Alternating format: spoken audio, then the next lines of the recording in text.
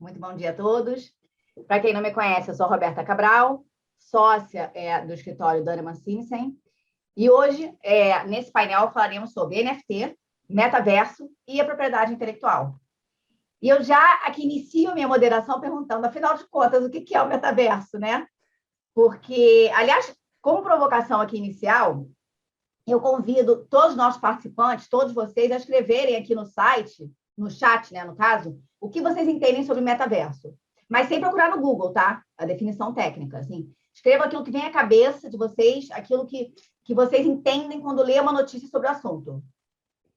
E eu tenho também algumas questões sobre metaverso, quer dizer, várias questões, né? Acho que todos nós temos. Por exemplo, será que metaverso é qualquer ambiente virtual? Ele mistura necessariamente realidade virtual e realidade aumentada? Quantos metaversos existem? É um tipo de jogo? Então, assim, se nós mesmos temos dificuldade em definir o que é metaverso, né? Imagina as dificuldades na solução de questão jurídica, que são muitas, né? Em especial aí relacionadas ao tema da propriedade intelectual. E temos também, e vamos falar hoje, sobre as NFT, né? Que é uma sigla em inglês para tokens não fungíveis. Então, os NFT são códigos que funcionam como registro de propriedade, né, de bens únicos, que podem ir de obras de arte, itens colecionáveis, álbuns de figurinhas, e garante que o seu detentor seja proprietário de bens, até muitas vezes intangíveis.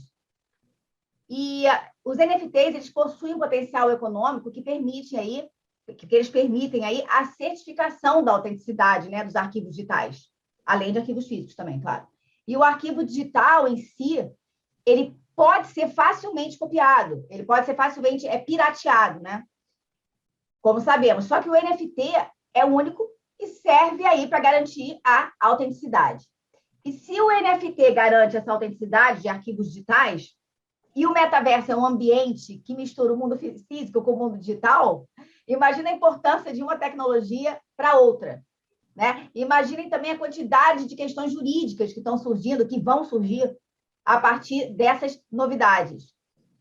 Então, ainda que possamos usar umas regras de hermenêutica para tentar aplicar as leis em vigor, a lei de direito autoral, né, que eu estou dizendo, a lei de propriedade industrial, o Código Civil, dentre outras, haverá sempre aí uma questão de difícil jurisdição também a ser enfrentada, né? Então, eu acho que atualmente a gente tem mais perguntas do que respostas para tudo isso, mas o bom advogado acho que tem que começar aí a mapear essas questões para agir de forma preventiva e para nos ajudar também a entender sobre esse tema, nós, como bons advogados, teremos o privilégio e a honra hoje de contar com a participação da doutora Renata Baião, que é juíza de Direito do Tribunal de Justiça de São Paulo, especialista em Direito Processual Civil, especialista em Direito Tributário, autora, professora e palestrante. Doutora Carolina Talck, juíza federal no TRF, segunda região, ex-juiz auxiliar no STF, mestre em Direito Público, UERJ, e visiting scholar em Columbia Law School. Doutora Beatriz Silber, advogada especialista em propriedade intelectual do Nubank, pós-graduada em propriedade intelectual e novas tecnologias pela FGV Direito São Paulo, bacharel em Direito pela FGV São Paulo. E agora, para começar, então, nosso evento, eu passo a palavra para a doutora Renata Baião. Bom dia, doutora Renata. Bom dia, bom dia. Antes de mais nada, gostaria de agradecer a todas, a doutora Roberta, a doutora Caroline, a doutora Beatriz e a Dana Simpson, por me receber nesse espaço para discutir um assunto pelo qual sou extremamente apaixonada, que é justamente essa parte de tecnologias distribuídas e direito. Bom, primeiro, assim, eu espero fazer jus, né, a um painel tão maravilhoso quanto esse, né, com a minha apresentação, que tem uma natureza até um pouco mais introdutória. Por quê? A gente acaba vivendo um universo que vem cheio de buzzwords, e com um sentimento, o fear of missing out, que nem sempre nos permite uma exata compreensão do instituto com o qual nós estamos lidando. Então, eu aceitei com muita alegria o desafio de falar brevemente, por 20 minutos, sobre esse assunto, que é extremamente vasto, mas para trazer justamente algumas noções introdutórias e alguns casos específicos sobre o tema. Então, vamos começar sobre definição, né? O que é blockchain? Porque blockchain vai ser uma tecnologia que vai permear justamente esse conceito inicial dos NFTs, que depois vão se unir ao conceito de metaverso. O Andrés Antonopoulos, ele diz o seguinte, que blockchain é uma estrutura de dados organizada. Então, eu quero que vocês pensem o seguinte, o que é uma estrutura de dados? Um extrato bancário é uma estrutura de dados, uma lista telefônica é uma estrutura de dados, uma lista de presença é uma estrutura de dados, ou seja, uma forma como dados são organizados. E na blockchain, esses dados são organizados sob a forma de entradas e saídas de registros, quase como se fosse uma contabilidade. E esses registros são reunidos em blocos, e esses blocos vão sendo encadeados entre si, um depois do outro. Mas o que eu preciso que vocês retenham para esse nosso encontro é que blockchain é uma tecnologia de registro. E saibam de outra coisa, existem várias redes distintas, com características específicas, com propriedades individuais, que devem ser levadas em consideração cada vez que a gente realmente avalia uma determinada solução que se diz construída em blockchain. Né? Para a gente conseguir exatamente dimensionar as propriedades dessa rede. Mas todas elas vão ter em comum o fato de serem uma tecnologia de registro. É uma tecnologia de registro com propriedades muito específicas, sem sombra de dúvidas. Sem sombra de dúvidas. E essas propriedades é que realmente fazem com que ela tenha chamado tanta atenção recentemente. Uma dessas propriedades é a imutabilidade desses registros. Mas na medida em que esses registros são imutáveis, em algumas redes, esses registros podem ser programados. De que forma? Com relações extremamente simples, por exemplo, de se tal coisa acontecer, então a consequência será Y, eu consigo programar um determinado registro para automatizar certas relações.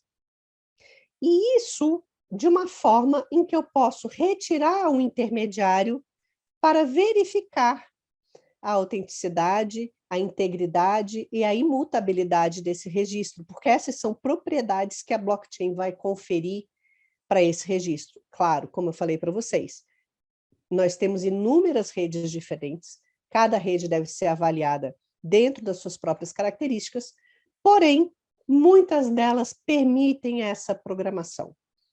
E, claro, esses registros programáveis, cada um deles tem padrões técnicos distintos que também devem ser estudados caso a caso. Mas vamos lá, vamos gravar a ideia de que os registros são programáveis. E como que essa programação é feita? Ela é feita por meio dos chamados smart contracts. Então, muitas vezes a gente se depara com uma série de textos e referências mencionando os contratos inteligentes. E, às vezes, a gente cai na tentação de identificar esses smart contracts como sendo contratos de fato, quando, na verdade, os smart contracts não são nem contratos nem inteligentes. Eles são formas de programar esses registros na blockchain. Certo? Eu poderia passar horas falando sobre o fato de que os smart contracts não são nem contratos nem inteligentes.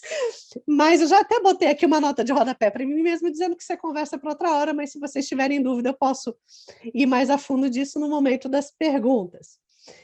E vejam, lembra que eu falei que em algumas redes, esses registros eles podem ser programados.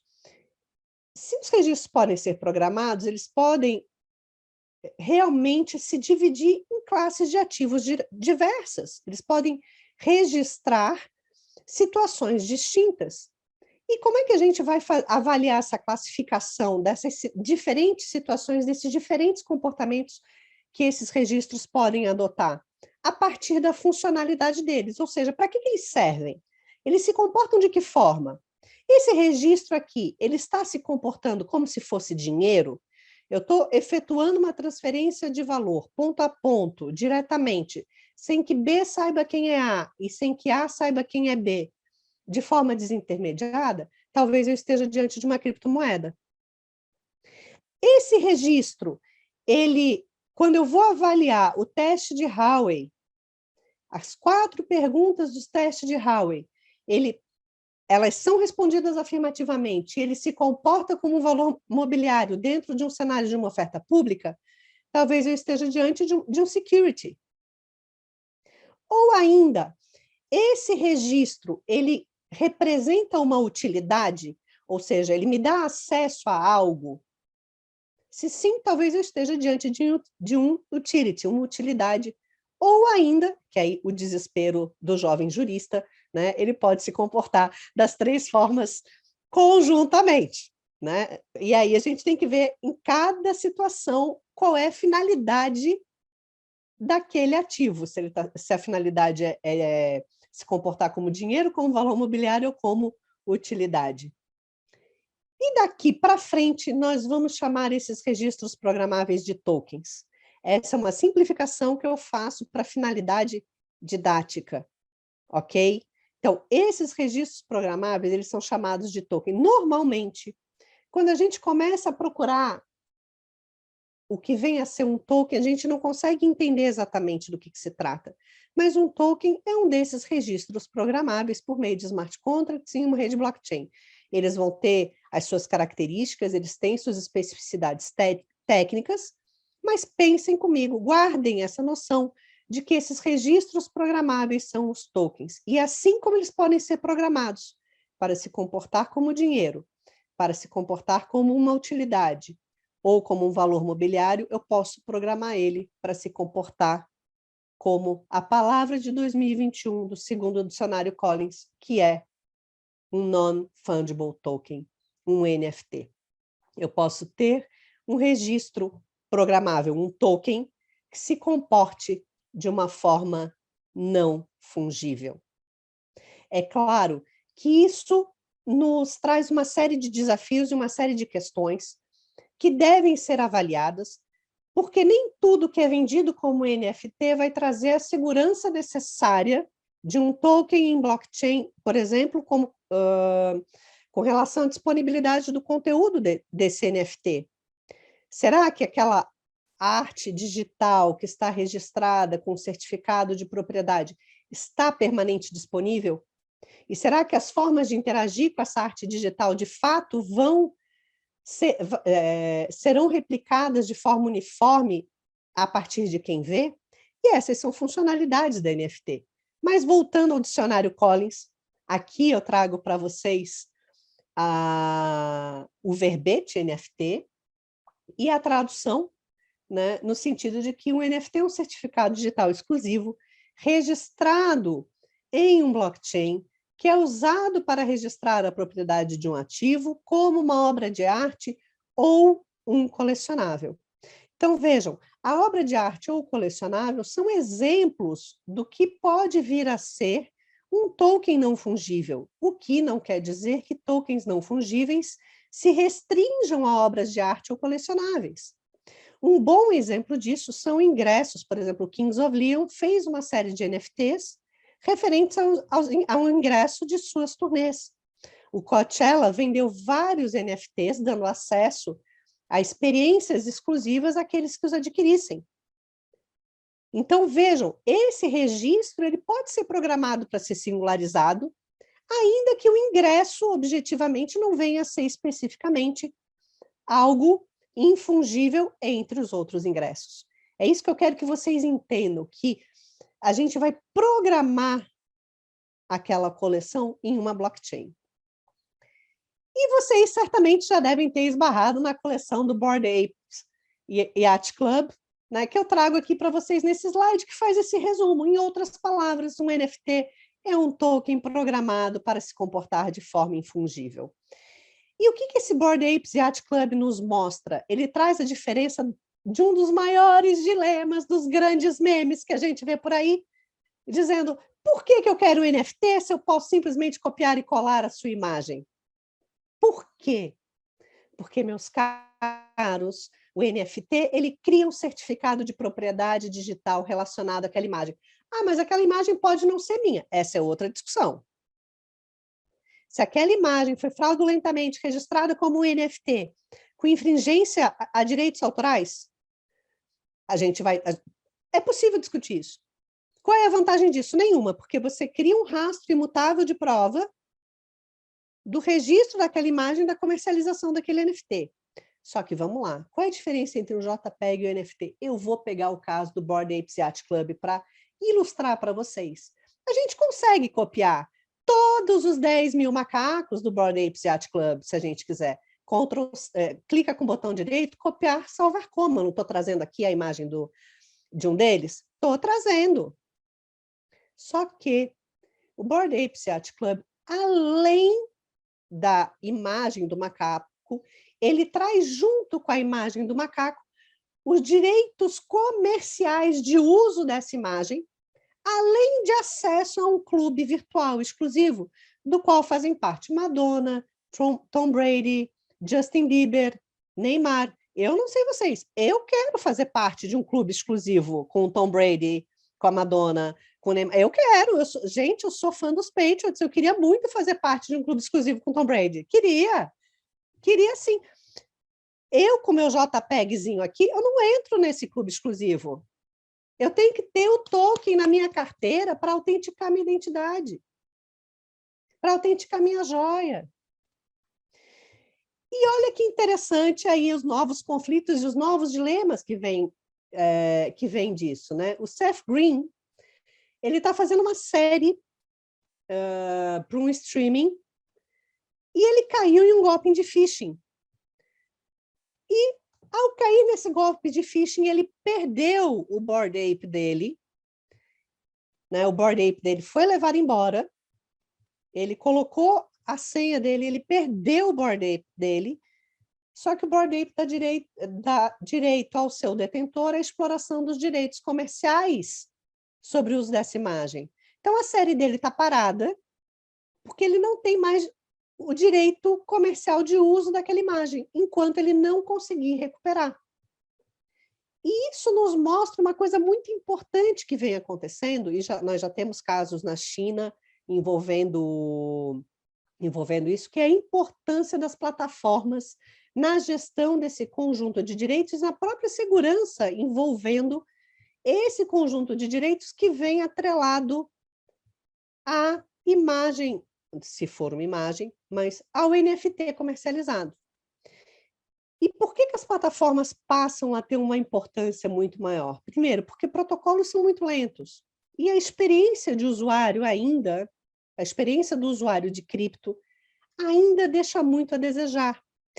Existe um gap de educação e de informação, existe uma assimetria informacional que deve ser suprida. E as plataformas, de maneira geral, vêm assumindo essa gestão. E o que a gente consegue perceber, e claro, eu não vou me aprofundar, até porque temos aqui a doutora Caroline Talk, que vai falar muito mais profundamente sobre o assunto, temos a doutora Beatriz, ainda vou chegar em metaverso, só me aguarda, mas também não vou me afundar. Mas veja, o que abre para a gente dentro disso tudo? Nós estamos falando de uma tecnologia de registro, de um registro que pode ser programado, e que pode ser programado para se comportar de formas diferentes. Pensem em tudo que o direito faz, que é baseado em registro. E aqui, do case que eu trouxe, de tudo que eu falei até agora, o que parece mais evidente é a parte de direitos autorais e propriedade intelectual, que a doutora Beatriz e a doutora Caroline vão falar de maneira mais aprofundada em seguida. Registros públicos. Por que o imóvel não pode ser um NFT? Não tem um arcabouço legal ainda. Talvez não tenha, mas será que não é hora da gente começar a pensar sobre isso? Joguei aqui e saí correndo. E outra, existe algo mais singular do que a identidade? Será que não é hora da gente começar a pensar em padrões de identidade distintos? Eu não conheço nada mais infungível do que a identidade humana.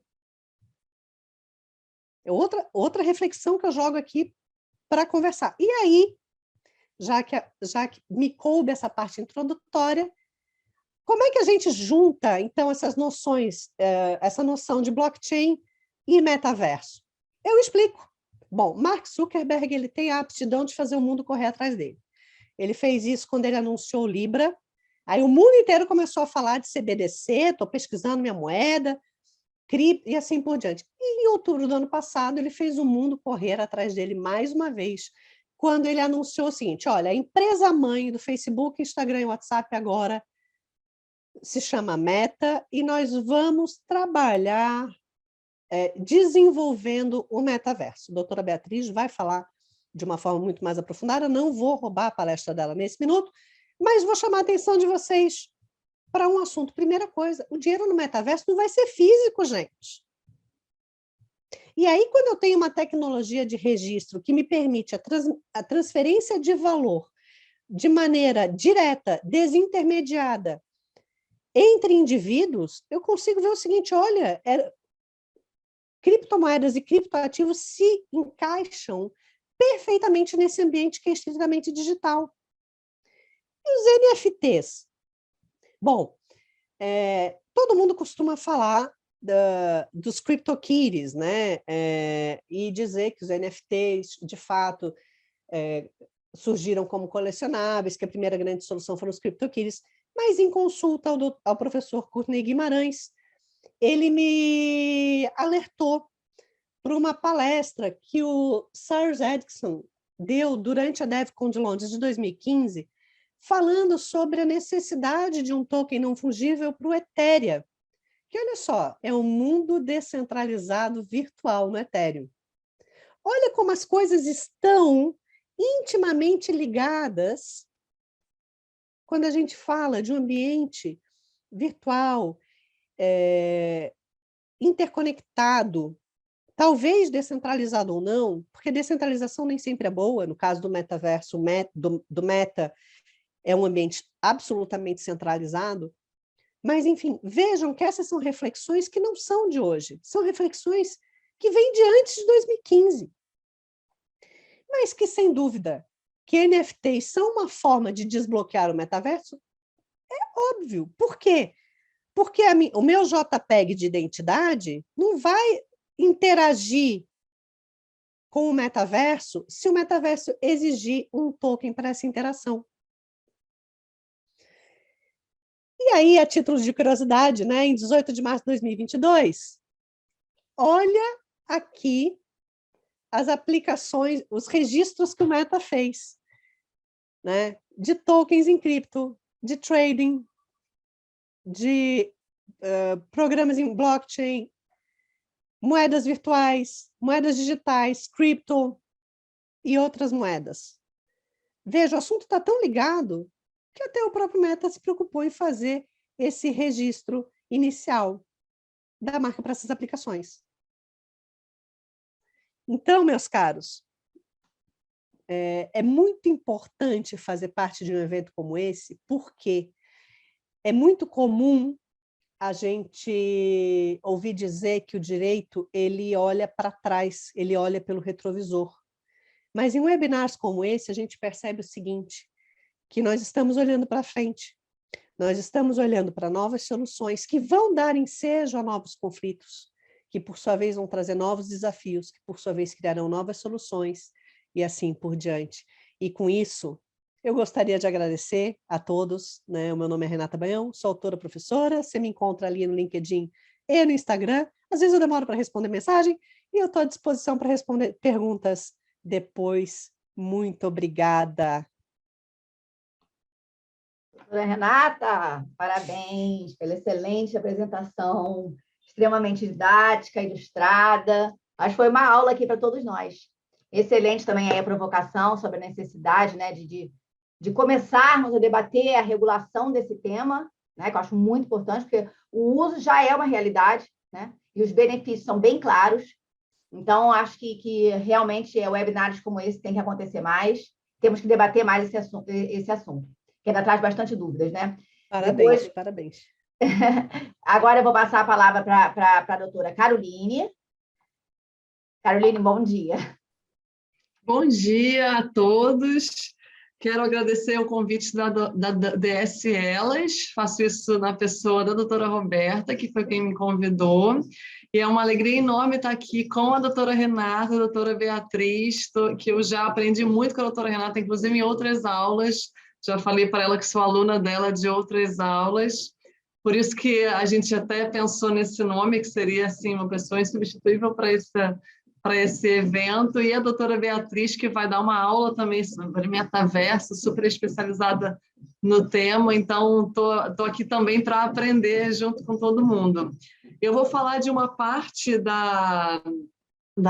do que a doutora Renata falou, que é dos NFTs e da propriedade intelectual, só para fazer um recorte, porque em 15, 20 minutos não ia dar tempo para falar sobre propriedade intelectual em relação a tudo. E dessa vez não vou usar slides, vou experimentar sem slides. Bom, eu vou começar da seguinte forma, para ter uma noção do que eu vou falar. Eu vou falar da criação dessas NFTs em relação a direitos da propriedade intelectual que ainda não existem. Então, você cria um ativo intelectual, um ativo de propriedade intelectual já no formato de NFT e como é que isso funciona.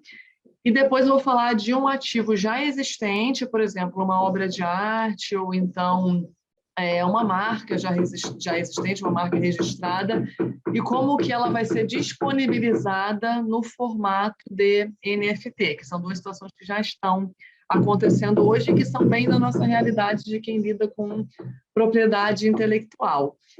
A gente vai ver que em qualquer desses formatos, seja NFT sendo criado para um ativo novo, no formato digital, seja uma obra de arte ou uma marca já existente, em que ela é convertida também no formato digital, em quaisquer dessas situações, a gente vai ver que é necessário observar a legislação vigente. Como a doutora Renata falou, a tecnologia não espera pelo direito, né? Ela vai avançando, mas também o direito não é algo que vai ter que olhar só para trás. Nesse caso, o direito vai ter que dar uma resposta para esses casos. Então, só relembrando, a doutora Renata falou que NFT é um token não fungível, ou seja, non-fungible token. O que significa isso? E muito apertadamente do que ela falou, é um certificado de autenticidade que vai comprovar a propriedade daquilo que está ali certificado com base na tecnologia de blockchain. Então, de uma forma mais simples, é uma certificação digital, e como é um certificado, a ideia dele é que ele seja autenticado e imutável. Então, sempre que a gente fala em blockchain, nessa corrente de blocos, essa corrente de blocos ela é imutável, essa é a característica essencial do blockchain, é isso que garante essa autenticidade para esse certificado que está lá em blockchain. E aí, uma vez que você tem essa certificação digital de forma autenticada e de forma imutável, aquele ativo digital ali se torna um bem único, ele não pode ser substituído por outro, por isso que ele é infungível. Por que isso é importante para a propriedade intelectual? Porque aquilo confere escassez àquele ativo digital. Aquele ativo digital que está ali em NFT, no formato NFT, se torna escasso, porque só existe ele passa a ser único. Com observando aquelas ressalvas que a doutora Renata falou sobre, por exemplo, ingressos em NFT, né? A gente fala que é não fungível, mas existem vários tipos de ingressos que podem ser comercializados em NFT. Mas aqui, para o que interessa de propriedade intelectual, é mais isso, confere escassez àquele ativo digital.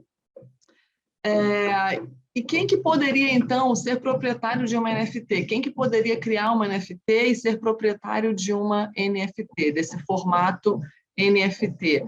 Qualquer pessoa pode criar uma NFT lá na plataforma, e quem vai ser o proprietário daquela NFT é quem tem o ativo digital com aquele código ali do software. Você comprova que você tem o código do software, então você é o titular daquela NFT. Então, assim, você comprova a sua propriedade daquela NFT. E por que se discute tanto essas NFTs em propriedade intelectual? Porque o NFT passa a ser uma boa saída, em especial, para essas obras de arte que já são criadas na versão digital. Então, imagina que a doutora Renata, a doutora Roberta, a doutora Beatriz cria uma música, cria um vídeo, criam um tweet que seja, né, lá nas redes sociais, e aí elas querem que aquela música, aquele vídeo, aquele tweet seja reconhecido como único, o primeiro, ou original. Como tudo isso pode ser muito facilmente reproduzido, ele vai acabar perdendo a autoria. Se eu pego um vídeo, crio e coloco numa rede social, ele vai perder a autoria porque vai ser muito facilmente reproduzido. Mas se eu converto essa minha criação em NFT, no formato NFT, portanto, dou a ela um certificado de autenticidade, torno ela infungível, imutável, eu adquiro um certificado e aí aquela propriedade passa a ser controlada por meio do blockchain, por meio dessa base tecnológica de blockchain, e aí eu consigo rastrear a propriedade daquilo. Então, eu sei que o original daquele pertenceu a mim. Se eu for fazer uma operação comercial com ele, vai estar registrado lá no blockchain a transferência de mim para outra pessoa. E terceiros que vierem a reproduzir indevidamente aquela minha música, aquele meu vídeo que está lá no formato NFT, eu vou saber que está reproduzindo indevidamente porque a gente sabe quem é o proprietário daquilo. Vai haver só um único arquivo que está certificando aquilo. Quem não tem aquele arquivo de certificação está usando indevidamente. Essa seria a ideia geral da gente falar de NFT junto com propriedade intelectual. Então, falando, como eu tinha falado a primeira parte do que eu ia tratar, o que significa disponibilizar uma obra de arte já existente? Aliás, vamos começar pela não existente, acho que é mais fácil. O que significa disponibilizar uma obra de arte que não existe ainda, que você resolveu criar no formato digital, ou então uma marca que você resolveu criar no formato digital, originalmente nesse formato digital. Você não tem nada no mundo físico, você decide criar no formato digital e converter aquilo em NFT. Então, você resolveu criar uma obra de arte ou uma marca no formato digital e vai converter aquilo em NFT. Um usuário qualquer dentro da plataforma pode fazer isso, vai dar originalidade àquela criação e aí vai ter a certificação daquilo. Eu vou compartilhar minha tela muito brevemente para vocês verem uma obra de arte que foi o NFT mais caro do mundo, que vem se comentando, que é de um artista chamado Michael Beeple, que ele criou uma obra de arte chamada Everdays, que ele junta 5.000 quadros dele existentes e cria uma obra de arte digital, originalmente já nessa versão digital, e converte ela em NFT. E esse NFT foi vendido em Nova York, numa casa de leilões de obra de arte em Nova York, por 70 milhões de dólares. É o NFT mais caro do mundo. Deixa eu ver se eu consigo compartilhar aqui minha tela. Que é esse aqui, ó, estão vendo? É uma obra de arte já criada no formato digital, e ele converteu isso aqui em NFT. Então, ele passa a ser um ativo digital protegido em NFT. Qual é a repercussão disso, de você criar uma obra de arte que não existe já no formato digital e colocá-la em NFT? Qualquer pessoa vai poder criar isso, só que se essa obra de arte ou se essa marca que foi criada em NFT for composto por ativos de outras pessoas, de titularidade de outras pessoas, se esse artista que eu coloquei ali para vocês tivesse violado obras de arte de outras pessoas, obras de artes físicas, por exemplo, de outras pessoas, ele teria que ter autorização para poder criar aquilo. Então, quando ele registra aquela sua NFT, quando ele faz a criação daquela sua NFT, dessa sua obra de arte, se ela envolve ali marcas de terceiros ou então direitos autorais de terceiros, ele vai estar violando esses direitos autorais, porque o simples fato de ser criado no formato NFT, como eu falei para vocês logo no início, não significa que ele não tenha que respeitar os direitos, as leis já existentes. Então, tudo que é feito no formato NFT tem que continuar respeitando leis já existentes, leis de propriedade industrial, leis de propriedade intelectual já existentes. Então, não é algo que está ao Deus dará, digamos assim. Ainda que você crie no formato NFT, se tiver direito autoral ou direito da propriedade industrial já existente, tem que haver observação sob pena daquele sujeito que está criando o NFT incidir em uma violação. Pode existir também a segunda hipótese que eu tinha falado para vocês. Você disponibiliza uma obra de arte já existente, um direito autoral, por exemplo, que já tem, que está protegendo aquela obra de arte já existente, ou então um direito da propriedade industrial, por exemplo, uma marca já existente no formato NFT. Você pega uma obra de arte anterior, você pega uma marca anterior e aí você converte aquilo em NFT, para ela passar a ingressar naquele mundo digital com proteção, com aquele certificado de autenticidade que garante a autoria de quem está criando aquele NFT. E aí, se você faz isso, a gente tem hoje, por exemplo, diversas empresas, diversas sociedades empresárias que já estão ingressando nesse mercado do NFT. A Dolce & Gabbana, por exemplo, colocou à venda uma coleção de alta costura dela, né, que é dos itens de vestimentas dela, não foi de bolsa ainda, mas foi de vestimenta da Dolce & Gabbana. Ela fez uma coleção no plano físico, uma coleção de roupas mesmo, normais, e aí reconstruiu essa coleção para o plano digital e transformou, converteu essas criações digitais em NFT. Uma vez que ela converte em NFT, a intenção da Dolce & Gabbana é proteger a sua marca também no mundo digital, conferindo autenticidade àquelas suas criações no mundo digital. E qual é a ideia dela?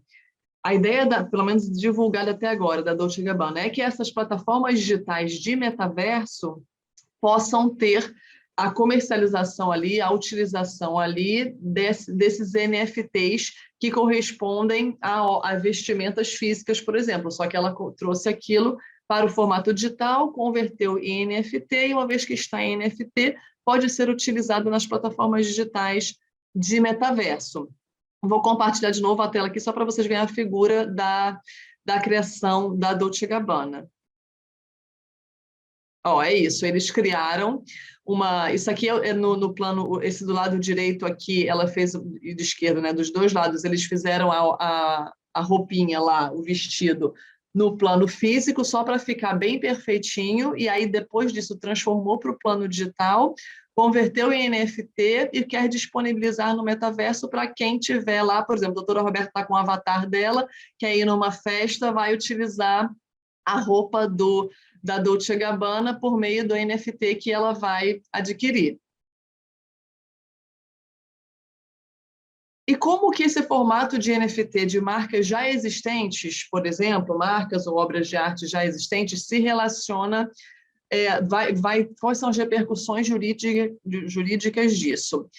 Como eu falei para vocês, a Gap, Gucci, Nike, Ralph Lauren, muitas já estão disponibilizando as suas marcas em NFT. Então, a gente poderia ter a seguinte dúvida, já estou aqui me encaminhando para o final, a gente poderia ter a seguinte dúvida, será que um sistema de registro de marcas poderia ser feito no formato, se eu tenho uma marca que não existe ainda, e eu decido criá-la no formato digital e convertê-la em NFT, e passar a utilizar-me, então, do formato NFT. Será que eu preciso continuar registrando a minha marca lá no INPI, ou o próprio NFT já me garantiria todos os direitos que a marca tradicionalmente comercializada no mundo físico teria? Será que o NFT equivaleria a esse sistema atributivo de marcas que o INPI dá? Com certeza não, né? O sistema de registro de marcas brasileiro, ele é atributivo, então quer dizer, a propriedade só é concedida por meio do uso exclusivo daquela marca lá, que é adquirido por meio do registro no INPI, conforme está lá no artigo 129 da LPI. Então, uma certificação em NFT não substitui o registro que é feito pelo INPI, porque só o INPI, pela lei, Instituto Nacional da Propriedade Industrial, é a instituição competente para conceder registros marcários. O que pode acontecer é você ter uma marca existente e levá-la para o NFT, para o formato do NFT e continuar com a sua proteção lá, ou então você ter uma marca já existente registrada no INPI, e aí alguém converte aquela sua marca em NFT de forma desautorizada, sem a sua licença, e aí você vai ter ali uma violação da sua marca que está ocorrendo por meio do formato do NFT. São as duas situações que podem mais comuns de acontecer. Agora, outra situação que pode acontecer, se você está comercializando uma marca em NFT, no formato NFT, e você não tem o registro ainda no INPI, O que poderia se cogitar é aplicar aquela exceção do artigo 129, parágrafo 1º, que diz que o usuário de boa-fé que comprova a utilização anterior daquela marca, pelo menos 6 meses, né, antes do pedido lá do registro por um terceiro feito no INPI, poderia tentar conseguir a anterioridade daquela marca. Então, imagina que um sujeito está explorando um sinal em NFT, no formato NFT, mas não tem marca registrada daquilo, e aí ele poderia, com base nessa exploração anterior, já no formato NFT, tentar comprovar o uso anterior daquele sinal, com base no artigo 129, parágrafo 1º da Lei de Propriedade Industrial, e aí tentar obter a anterioridade daquele uso do sinal, ainda que ele não tenha uma marca registrada. Mas não, acho que não tem nenhuma questão ainda assim em discussão, seria só algo a se cogitar. Então, essa disponibilização desses direitos da propriedade industrial já existentes, uma marca como, por exemplo, da Gucci, da Nike, da Ralph Lauren, que já estão ingressando nesse mercado do formato NFT, ela tem que respeitar a lei de propriedade industrial, como todas, como se estivesse no mundo físico, e da mesma forma, quem está criando uma NFT e não tem uma marca existente anterior, ele não pode violar marcas anteriores que já estejam, seja sobre o formato NFT, seja sobre o formato físico sendo comercializadas. Então, quando um NFT utiliza uma marca registrada de terceiros, alguém que não é autorizado pela Dolce & Gabbana começa a utilizar algo da Dolce & Gabbana sob o formato NFT, aquele que está utilizando, ele vai poder eventualmente ser processado porque ele não tem uma licença para a exploração daquela marca naquele formato. Então, essa seria uma das formas de fazer do diálogo da NFT com a propriedade industrial. No direito autoral, como a gente viu, aquelas obras de arte, por exemplo, que foi criada pela primeira vez no formato digital, que eu mostrei para vocês, que foi vendida no leilão por $70 milhões, ali é uma proteção de um direito autoral, que, como a gente sabe, o direito autoral no Brasil e em vários países ele não precisa ser registrado, ele automaticamente, você já tem a proteção independente de você levar a registro ou não, então o sujeito converte aquilo em NFT e já tem uma proteção mais fácil daquilo, porque está lá comprovada a autoria naquele formato NFT. Para o direito da propriedade industrial, o simples fato de você ter uma marca que você criou e convertê-la em NFT sem que você tenha um registro antes no INPI, não vai te dar a mesma proteção, porque no caso das marcas, o registro no INPI é atributivo, então a gente precisa ter um registro anterior no INPI para só depois, o ideal, né, seria isso, fazer a conversão do formato em NFT. Eu vou encerrar por aqui para deixar o restante para a doutora Beatriz e fico à disposição para os debates. Muito obrigada. Obrigada, doutora Caroline. Sua apresentação é sempre muito esclarecedora, objetiva, perfeita. E realmente, sobre a possibilidade aí, de adoção, né, do NFT ligado a um certificado de registro ou cartas patentes, acho que a gente ainda vai ter aí algumas dúvidas, mas seria uma forma bem prática, né, para autenticar, para identificar produtos originais contra não licenciados, né? Mas eu concordo com você, né, quando fala que seria apenas pela NFT ou teria que passar pelo NPI. Mas como Vossa Excelência já respondeu, tem que passar pelo NPI, porque o Brasil, a gente adota o sistema atributivo. Então, tem que passar aí, pelo menos por enquanto, né, pelo INPI. Mas a exceção que Vossa Excelência trouxe também é muito boa, quer dizer, se não tem registro no NPI, mas você já explorava essa marca como NFT, pode tentar brigar com base no artigo 129, parágrafo 1º, que a lei nos disponibiliza aí, né, que é o direito de precedência. Então, acho que essas questões ainda vão ter muito debate, né, está começando agora, e nós estamos aqui, por isso que é importante esse tipo de seminário, né, para a gente aprender, para a gente debater. E em breve já marcamos outros, já sabendo essa resposta. Agora, doutora Beatriz, a palavra está com você. E bom dia. Bom dia, Roberta, muito obrigada. Bom dia, doutora Renata, doutora Caroline. Que aula que vocês deram, né? Muito, muito esclarecedora, muito didático tudo que vocês falaram, e espero contribuir e complementar com vocês sobre o tema. Vou compartilhar minha tela aqui.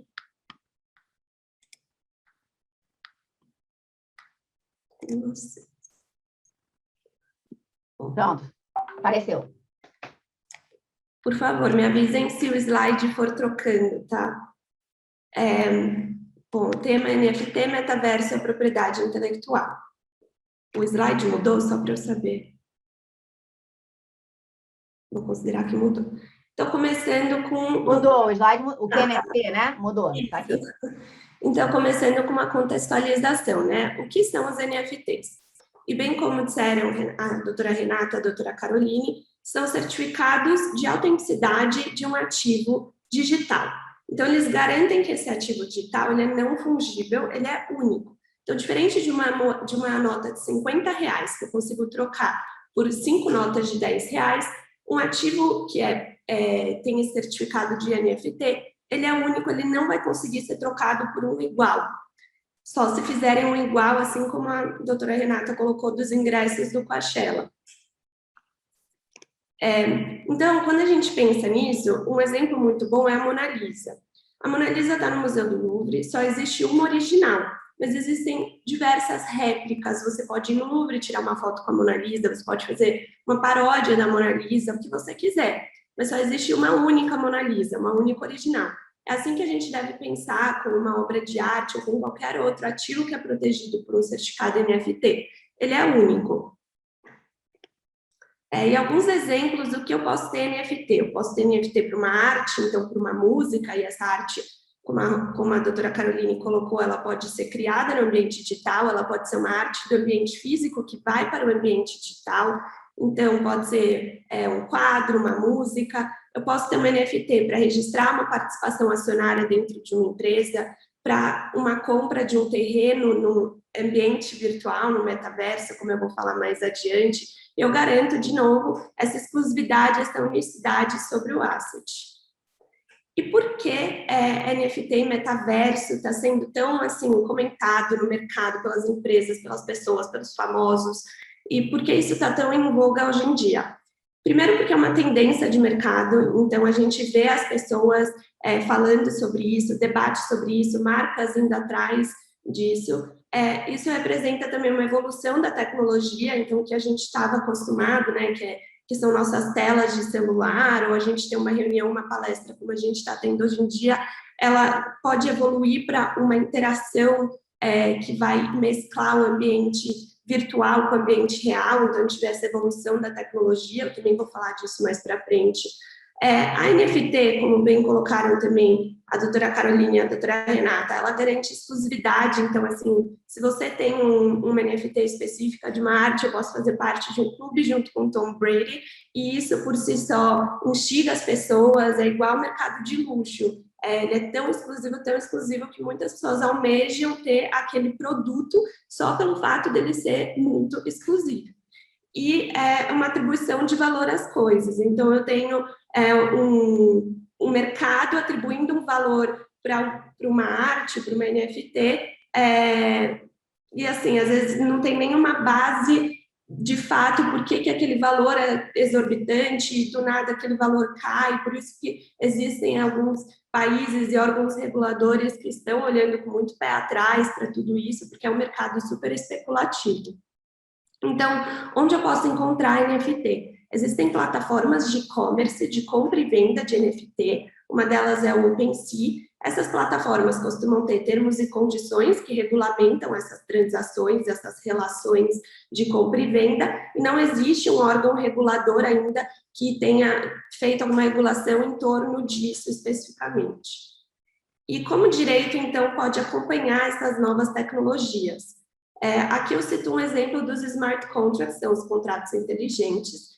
Então, como também disseram a doutora Renata, a doutora Caroline, a NFT, ela é registrada pelo sistema de blockchain, que é esse registro que ele tem toda a cadeia de transação em relação ao ativo. E com um contrato digital, por exemplo, eu consigo, autora de uma obra, que quero um certificado de NFT sobre essa obra, consigo prever uma porcentagem em relação ao royalty que eu vou receber quando essa obra for transacionada. Então, isso é uma forma do direito, por exemplo, acompanhar essa nova tecnologia. E aqui, então, a gente vai entrar no metaverso. Então, metaverso é essa palavra que todo mundo fica, nossa, mas o que é? Existe metaverso já? Não existe metaverso? É um metaverso, vários metaversos, como a Roberta colocou na introdução. Então, o metaverso é esse ambiente imersivo, coletivo e hiperrealista. É como se a realidade virtual, então, eu sou um avatar e estou num ambiente virtual compartilhado com várias pessoas, então posso ir num show dentro do metaverso, e num show que pode ser em qualquer lugar, não precisa ser no lugar físico onde eu estou presente. Para isso, por exemplo, será que seriam necessárias ferramentas como óculos de realidade aumentada, a realidade virtual, quer dizer? Ou seja, para isso eu vou precisar do que, assim, sabe? E a gente já vê a introdução do metaverso, desse ambiente virtual em games como Fortnite, Roblox. Então, quando surgiu o metaverso? Aqui eu fiz uma linha do tempo. Em 1992, a expressão metaverso foi usada pela primeira vez, pelo que você sabe, numa obra chamada Snow Crash, que falava de um entregador de pizza que tinha uma realidade digital paralela, que foi nomeada de metaverso.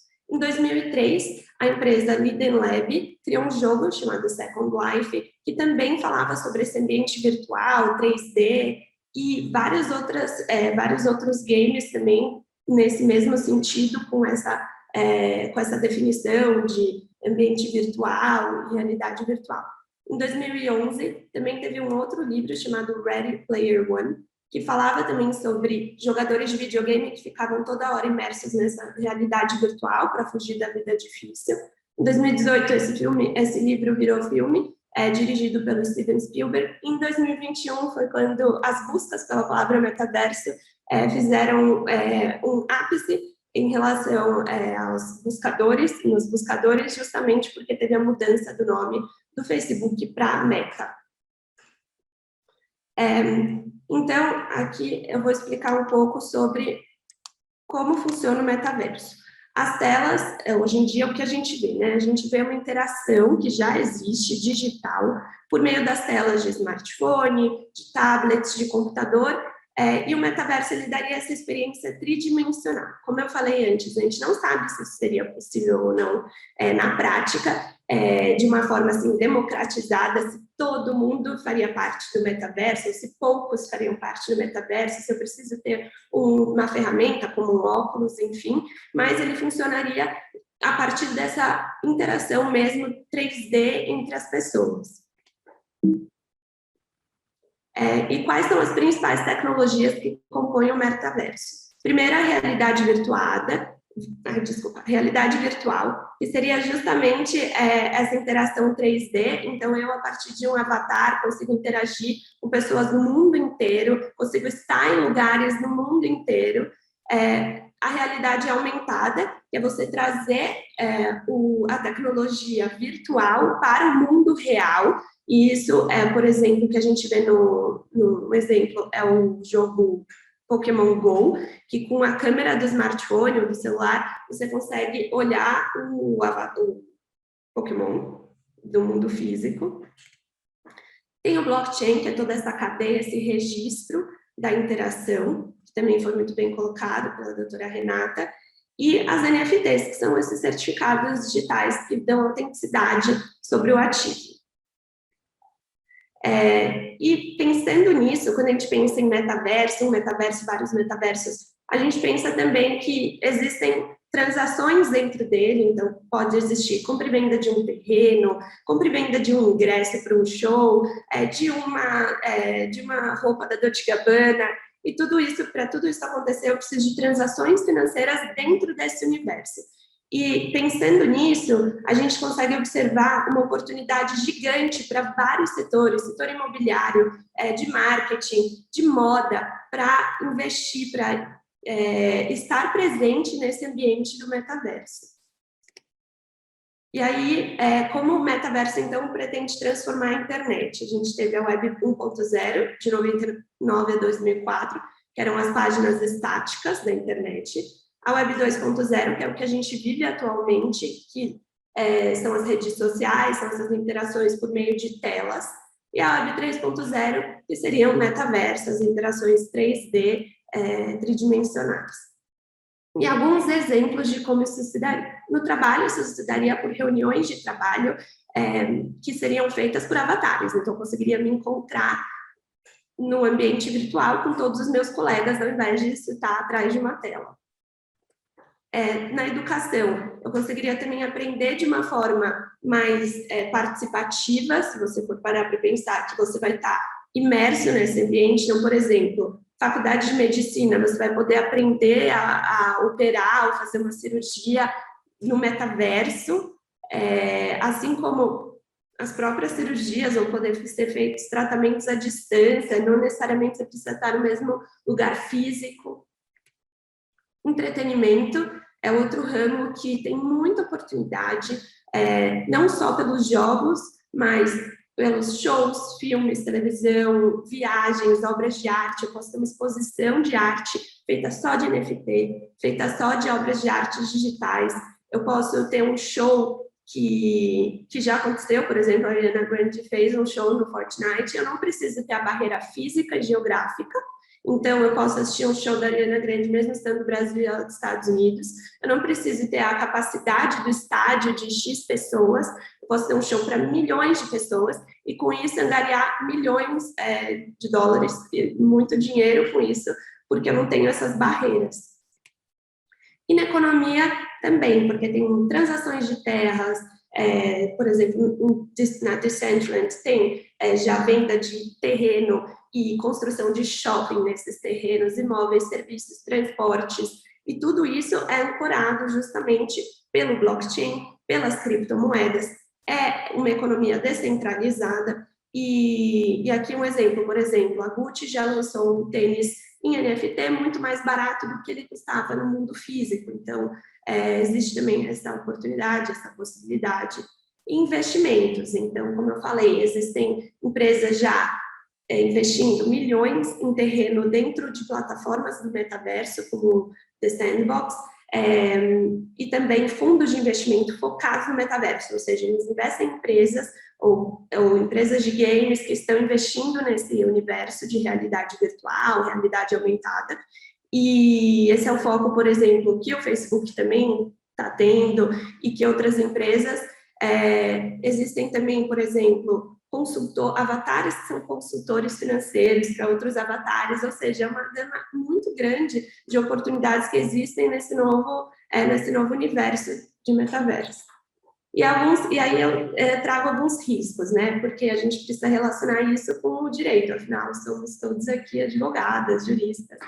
E o primeiro risco que eu trago é o da autorregulação, porque não existe regulação de um país sobre metaverso, sobre NFT. O que existe são os termos e condições das plataformas, e isso pode trazer risco de limitação de responsabilidade, de jurisdição, localidade, armazenamento de dados.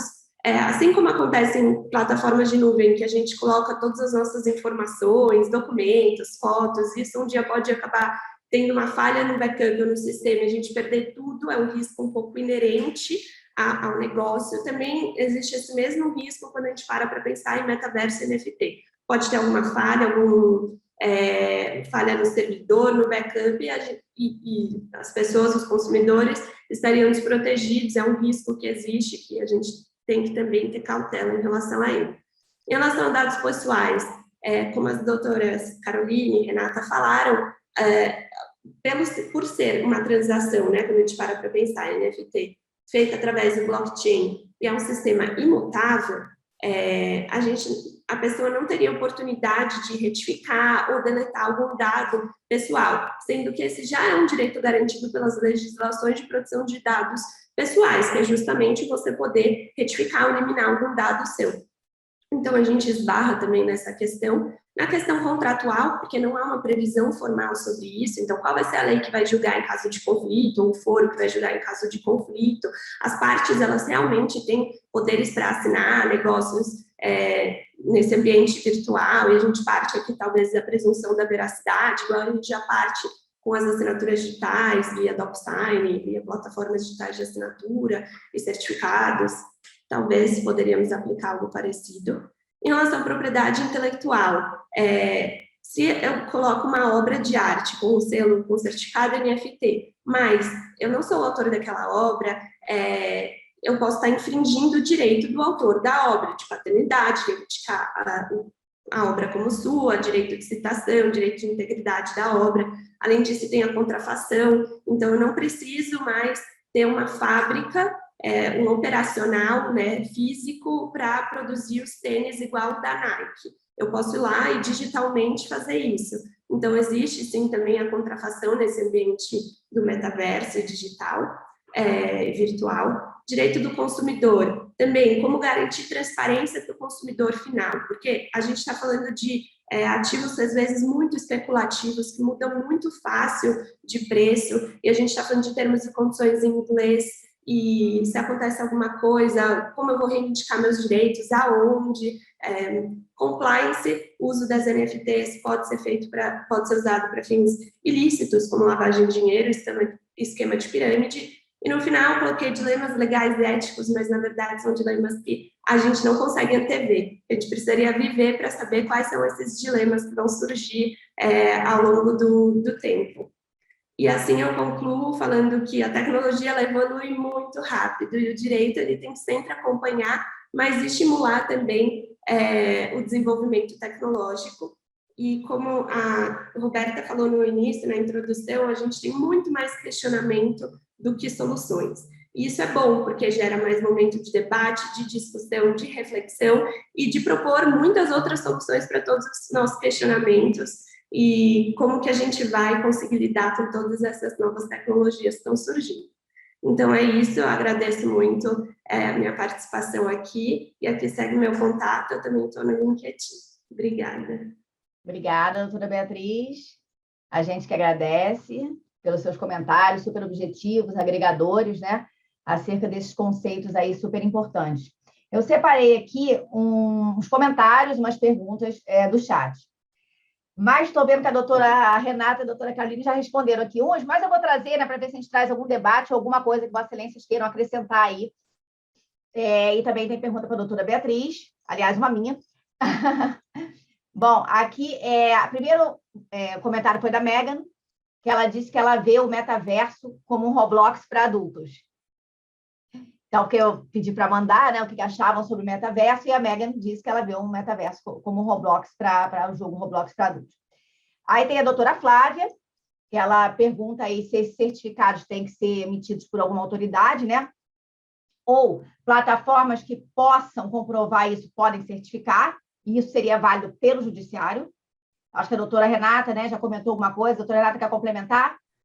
Eu adorei a pergunta da Flávia, porque, veja, quando a gente fala de tecnologia de registro e a gente pensa na nossa organização jurídica hoje em dia e no tanto que a gente depende desses registros, quando a gente pensa no registro desses certificados digitais e começa a expandir as possibilidades deles, a gente se pergunta, bom, mas será que não precisaria de uma autoridade para emitir esse registro? Sim e não. Depende do que você vai registrar. Então, no caso do Coachella, que fez os NFTs dando direito a acesso a experiências exclusivas, era um direito patrimonial disponível, de natureza essencialmente do direito privado, que não depende de nenhum terceiro para fazer essa emissão e o afiançamento da autenticidade do exercício desse direito, senão o próprio detentor originário. Agora, por exemplo, como a doutora Caroline muito bem explicou com relação à propriedade intelectual e a relevância do INPI com relação aos registros que ele guarda. E aí eu fiz uma provocação para a doutora Flávia, disse, olha, mas será que de repente o INPI não poderia ser o emissor dos NFTs desses registros? Só que é uma outra forma de pensar nessa tecnologia, né? Uma outra quando me perguntam, mas blockchain vai acabar com os cartórios? A pergunta que eu sempre devolvo é, eu não sei por que os cartórios ainda não utilizam. Agora eles estão caminhando para isso, né? A gente vê o e-notariado e uma série de iniciativas incentivando. Mas eu venho falando há tantos anos sobre isso. Será que, de repente, não é o caso de se adotar isso como uma tecnologia de registro que vai conferir mais transparência e assim por diante? Né? E aí a doutora Flávia acabou de comentar aqui, e NPI, por que não? Não deixa de ser uma omissão via blockchain, exato. O que a gente vai estar apontando é a natureza desse registro vai ser de um token não fungível, que, no final das contas, é um nome que não nos assim, não acrescenta em nada, o que a gente precisa do registro. Né? Como eu falei no início da palestra, nós estamos cercados de várias buzzwords. A gente tem que ver a relevância disso. O que vai ser útil para a gente dentro dessa perspectiva, né? E é isso, doutora Flávia. Por que não? A grande pergunta é por que não? Obrigada, doutora Renata. E a Daiane, ela fez um comentário, né? Como exemplo, tem o NFT que fizeram das bolsas da Hermès, e aí até a doutora Carolina citou a Dolce & Gabbana, né? Se quiser no NFT usar um vestido da Dolce & Gabbana, e é isso. Há atualmente, acho que desafios, né, dos titulares da propriedade intelectual no metaverso. É exemplo também da pirataria, né, no metaverso. Por isso que é importante se proteger contra esses contrafatores digitais, né, que podem agir criando aí ou vendendo itens digitais que imitem marcas já existentes. E eu vou até aqui engatar uma pergunta nesse comentário da Daiane. Vocês já viram algum caso disso? Doutora Carolina, sabe que você sabe ou conhece, quer explicar um pouquinho desse caso da Hermès? Eu acho que está sem som, doutora Carolina. Pronto. Posso explicar. Acho que é até interessante, né? Que acho que foi um dos primeiros. Acho que eu não sei ainda se já teve decisão judicial, mas ele virou processo judicial. Não sei se terminou em acordo.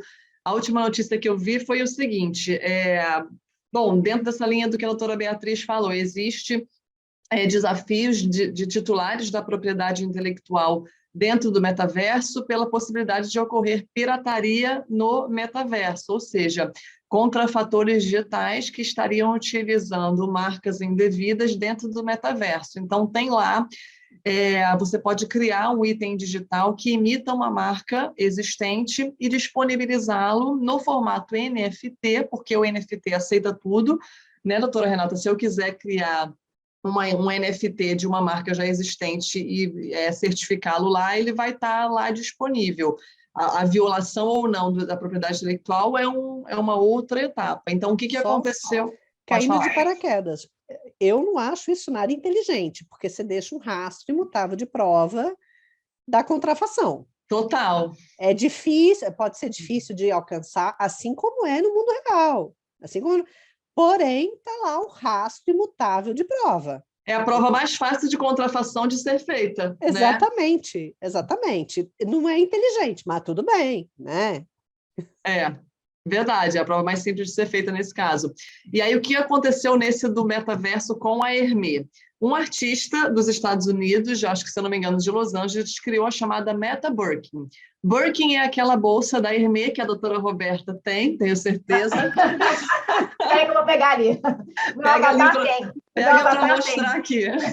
Pessoal, ela tem a Birkin física, que é a bolsa da Hermès. Mas esse artista dos Estados Unidos criou a Meta Birkin, que é uma versão virtual da clássica bolsa Birkin, e disponibilizou ela no formato NFT. Então, o avatar da doutora Beatriz saiu para passear lá no metaverso e resolveu comprar essa Meta Birkin no formato NFT dentro da plataforma. Comprou aquela Meta Birkin. E aí a Hermès ajuizou uma ação contra esse artista que criou a Meta Birkin, dizendo que o simples fato dele colocar o Meta na frente do Birkin não estaria dando a ele uma nova propriedade intelectual, um direito de criar uma nova marca sem que estivesse violando a marca dele, porque a Birkin é uma marca dele. Então, ele fala, estaria violando a minha marca Birkin, e esse Meta na frente não impede essa violação, não distancia a violação. E aí tem esse processo judicial que eu não sei, não tive mais notícias de como terminou, mas esse é o caso. É uma Birkin que foi replicada no formato NFT com o nome Meta Birkin e que despertou assim, o inconformismo da Hermès, que é a dona da marca. Muito bom. Agora eu vou até pesquisar depois para ver como é que acabou essa ação, se já acabou, né? Teve algum acordo, se teve alguma decisão. Vou dar uma pesquisada. E aí já vou engatar aqui com a pergunta do Rogério para a doutora Caroline, porque também é sobre propriedade intelectual. Ele diz o seguinte, pode-se dizer que a natureza jurídica básica, né, do NFT seria direito autoral, salvo se for aquela exceção lá do direito anterior para a marca? Isso é uma pergunta. E no NFT, incidiriam as exceções da lei, né, 9.610/98?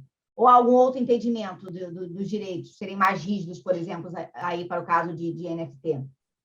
A gente até respondeu isso aqui mas só para quem não leu, né, ali. Essa pergunta do Rogério quer dizer o seguinte: a nossa lei de direitos autorais, a gente viu que para marcas é mais difícil você dizer que é titular de uma marca pelo simples fato de você ter criado ela no formato digital do NFT, porque o nosso sistema é atributivo, então você precisa passar pelo INPI. Com aquela discussão que a doutora Renata trouxe de o INPI poder emitir NFTs, etc. Mas, por hora, é o INPI que vai te dar a titularidade daquela marca, salvo condições de uso anterior, como o doutor Caio Richa trouxe.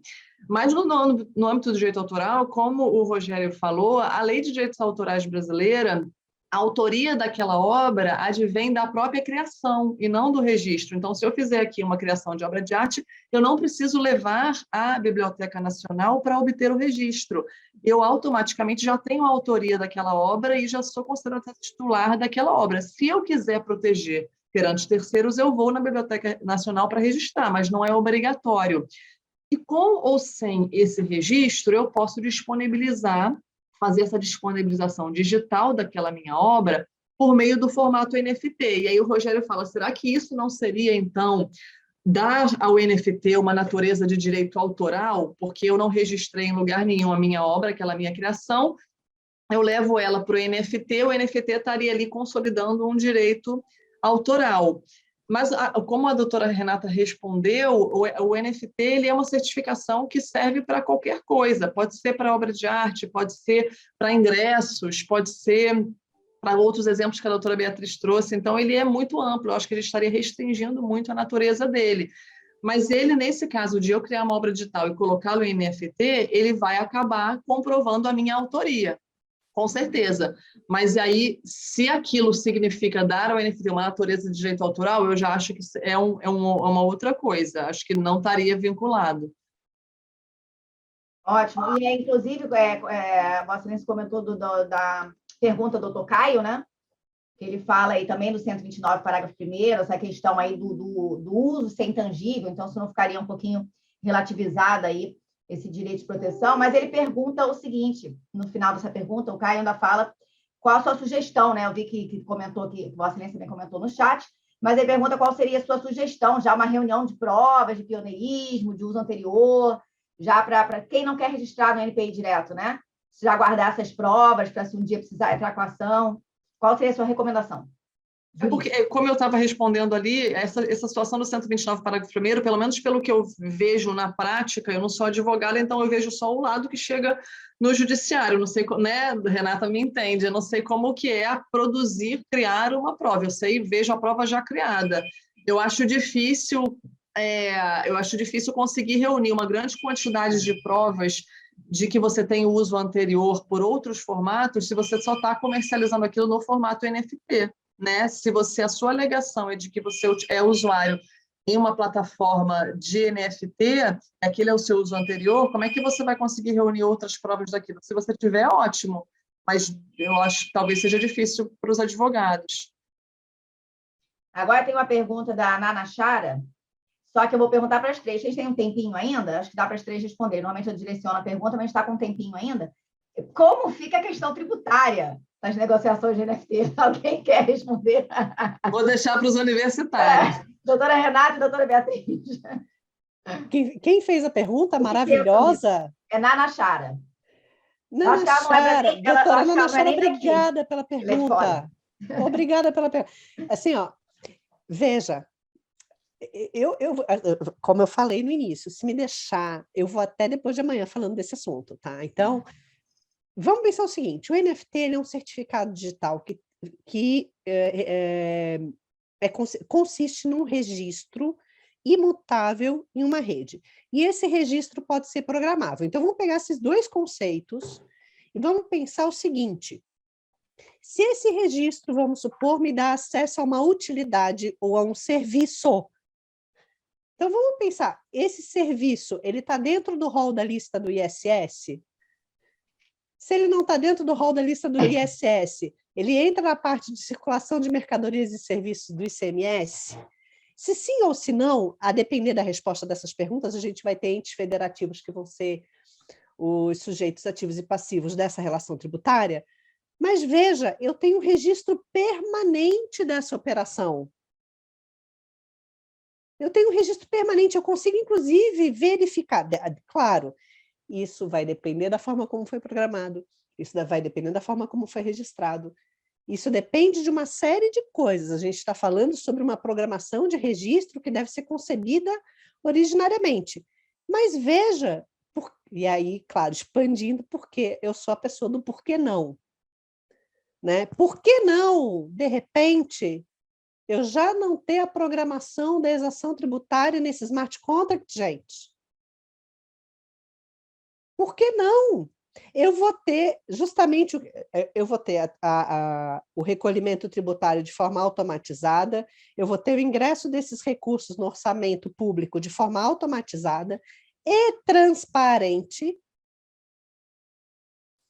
e você consegue ver a destinação disso, dependendo, vamos imaginar que a gente está falando de uma taxa que é um tributo vinculado. Por que não? Né? Mas, enfim, voltando, vai depender do que esse NFT representa. Certo? A doutora fala, na tributação, isso é uma compra e venda ou licenciamento. Se é streaming e a natureza jurídica disso. Então, calma, peraí. Doutora Flávia, olha só, a gente tem que lembrar, NFT é um certificado. Se esse certificado digital desse item não fungível, vou chamar de item para a gente ter toda a amplitude de todas as capacidades dele. E, doutora Beatriz, pelo amor de Deus, abra seu microfone, porque se deixar, eu não volto nunca mais.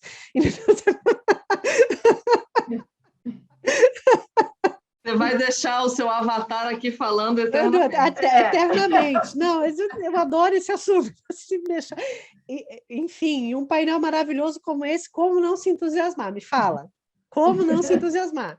Então, veja, se esse certificado representa uma compra e venda, eu vou ter o regime tributário próprio dessa compra e venda. Se for um licenciamento, o regime tributário pronto do licenciamento. Se for um acesso a um streaming, e aí, no ano passado, no Blockchain Revolution Brasil, eu participei de uma live em que eu falei assim, nossa, eu não sei por que o Spotify não usa as músicas dos criadores como NFTs. Porque aí os criadores teriam condições de auditar o número de vezes que aquele NFT foi acionado, executado, para verificar se o quanto eles estão recebendo corresponde, de fato, ao número de vezes que foi executado, conferindo mais transparência ao streaming dessa obra autoral. E se eu tenho mais streaming, eu consigo, e mais transparência, eu consigo também ter mais transparência nas relações tributárias decorrentes. O que importa não é exatamente o certificado, né? O papelzinho, o NFT vai ser o papelzinho. Mas, efetivamente, o que está acontecendo de forma subjacente? Doutora Carolina, doutora Beatriz, pelo amor de Deus, falem para não ficar assim, ficar, sabe? Vou complementar só com uma coisa que tem a ver com a propriedade intelectual. Por exemplo, esse NFT, como você falou, é só um papelzinho, é só um certificado. Ele pode representar um contrato de compra e venda, pode representar um contrato de licenciamento. Então, imagina que eu resolvi criar uma obra de arte, um avatar meu que eu criei, e resolvi transformar aquilo em obra de arte no formato digital. Eu quero vender, porque o Dr. Caio Richa gosta muito de mim e ele quer ter lá a minha obra de arte com o meu avatar. Quando eu vou fazer, por exemplo, convertir na obra digital e eu decido fazer um contrato de licenciamento com o Dr. Caio dessa minha obra de arte, por exemplo, aquele NFT vai assumir o formato do contrato de licenciamento, né? Ele vai seguir o regime do contrato de licenciamento e o regime tributário do contrato de licenciamento. Então, vai ser, né, um contrato de licenciamento que vai estar ali surgindo de uma NFT. Mas o regime tributário vai ser o mesmo regime tributário de um contrato de licenciamento normal.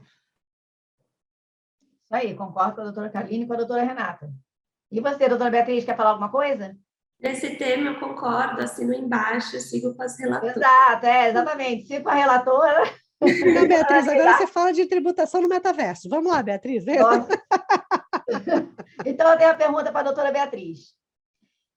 Doutora Beatriz, qual é a previsão para as pessoas mudarem desse serviço offline para o metaverso? E quando que vale a pena investir, né, para a gente não ficar atrasado aí nessa onda? Boa pergunta, Roberta. A previsão é o seguinte, como eu falei anteriormente, a gente já tem os games que já usam do ambiente virtual, já podemos falar que já estão no metaverso, mas para todo mundo, assim, democratizar, igual o brasileiro, que quase todo mundo tem um smartphone, isso eu acho que vai demorar um pouco, porque a gente precisaria, por exemplo, da internet 5G para conseguir dar todos os recursos necessários para essa tecnologia. Isso ainda não está implementado, e a gente precisaria ver se o preço, por exemplo, se para eu estar no metaverso eu preciso de um óculos, esse óculos custa $4.000, claramente isso não vai ser acessível. Então, a gente precisa esperar para ver como as coisas vão caminhar nesse sentido. E a segunda pergunta, que é, posso investir? O que eu faço agora? Eu vi aqui no chat que falaram, vamos esperar essa onda acalmar, que isso aqui passa e ninguém mais fala disso no futuro. A pessoa não falou muito bem assim, mas foi mais ou menos isso. E o que eu tenho para falar se você está interessado nesse tema, tem muito material já disponível. Acho que vale estudar, ir atrás e ver se você tem esse apetite, porque querendo ou não, como eu tinha explicado, é algo especulativo ainda. Eu vou comprar um terreno no metaverso? Eu não sei se isso vai dar certo ou não. Então, tem que pesquisar muito e ir atrás para ver se vale a pena ou não investir nessa nova tecnologia. Gente, eu caí, voltei agora. Voltei pelo celular, não sei o que aconteceu aqui. Mas eu consegui ouvir metade, doutora Beatriz. Já acabou de falar? Acabei. Ai, que bom, porque eu caí. Agora eu estou voltando pelo celular. Que bom. Mas consegui pegar quase tudo aí que você falou. Obrigada, doutora Beatriz. Eu tenho também a última pergunta, se não tiver mais nenhuma aqui no chat. Deixa eu ver aqui no chat se tem mais alguma. Acho que não, né? Agora tem mais uma perguntinha, então, final, e dá tempo de botar para as três comentarem alguma coisa para a gente poder encerrar. Bom, se o NFT não é regulado, né, por um órgão regulador, e sim com base em termos e condições das plataformas de compra e venda, né, pelo que eu entendi do NFT, o que garante, eu fico pensando, o que garante que essa plataforma não vai replicar os assets, fala, protegidos pelo NFT, né? E quem disse que o NFT assim, é realmente válido? Como seria essa questão dessa conseguir não replicar, né, esses assets protegidos pelo NFT? Como é que faz com que o NFT seja realmente válido? Podemos começar, então, se todas puderem comentar. Vou falar uma palavra, a doutora Renata vai explicar, tenho certeza. O que garante essa autenticidade? Blockchain. Aí a doutora Renata continua. Levantou para cortar. Sim, blockchain garante essa autenticidade, sim. Mas veja, as plataformas elas estão extremamente preocupadas com isso. Por quê? Porque existem uma série de abusos que podem acontecer, inclusive o verbo que se usa é mint, né? Para mintar, e aí a gente traz isso para o português, enfim, para mintar esse NFT, que às vezes pode ser de um conteúdo com violação de direito autoral. Então, a OpenSea na China já teve problema com isso, né? Porque teve alguém que colocou um conteúdo que, né, mintou um NFT com base em um direito autoral que ele não detinha, aquele direito autoral foi questionado e a OpenSea foi responsabilizada. E teve um criptógrafo querendo comprovar que as NFTs são altamente programáveis, porque, veja, isso ainda está em caráter muito experimental. A gente se entusiasma com todas as possibilidades, mas a gente ainda está vivendo um momento extremamente experimental desse universo. Teve um criptógrafo que ele fez o seguinte, olha, eu vou colocar esse NFT para venda aqui no OpenSea, ele colocou numa outra plataforma e, dependendo de quem via o NFT, a imagem que era veiculada era outra. Então, veja, quem comprou aquele NFT na hora que viu na sua carteira, viu uma imagem diversa daquela comercializada no OpenSea, eu acho que a outra era It's Rare, alguma coisa assim, e daquela comercializada na It's Rare. E as três imagens diziam respeito ao mesmo NFT. E quando eu digo que o registro é programável, ele é altamente programável. A única coisa que ele fez ali foi responder à programação para o qual ele foi desenvolvido. E aí a OpenSea olhou aquilo e disse, não, parou, você não vai mais brincar aqui, porque se você está anunciando que você está vendendo isso aqui e a pessoa está recebendo outra coisa, talvez isso esteja violando termos que envolvam a boa-fé daquilo que você está vendendo. E detalhe, na época não havia nada nos termos e condições que impedisse o criptógrafo de tomar aquela atitude. E aí eu trago uma outra informação, que é a seguinte, quando a gente pensa em regulação, em acesso regulatório hoje em dia, e aí só jogar aqui proteção de dados de leve, lembrando dos 4 anos do GDPR, todo mundo em comemoração, o maior regulador de proteção de dados do ano passado foi a Apple, com a opção de permitir o rastreio de informações ou não. Ainda que indiretamente, ainda que com base numa legislação, quem promoveu efetivamente a maior proteção de dados foi a Apple. E hoje em dia, quando a gente fala de uma revolução de plataformas, é porque o ponto de acesso regulatório muitas vezes vai acontecer por meio das plataformas. Então, os nossos desafios agora, eles vão muito além de só analisar a tecnologia. Porque as plataformas vão vir realmente nesse ponto de enforcement de decisões judiciais e de acesso regulatório, sem sombra de dúvida. E tem muito uma questão de confiança por trás e credibilidade das próprias plataformas. Então, elas estão lidando com milhões de clientes, elas estão lidando com milhões de recursos e elas precisam garantir que elas vão fazer as coisas direito, na boa-fé também, né? Então, claro que existem algumas que não são muito confiáveis, mas e se houver alguma infração, alguma violação, a pessoa pode se valer tanto pela própria plataforma para conseguir resolver esse problema, como talvez por um órgão regulador que aí possa ou não, né, não sabemos, ter algum tipo de enforcement com a plataforma, e todas essas questões são muito interessantes. Sim, muito interessante. Vai surgir muitas dúvidas, vão surgir muitas dúvidas ainda aí com relação a isso.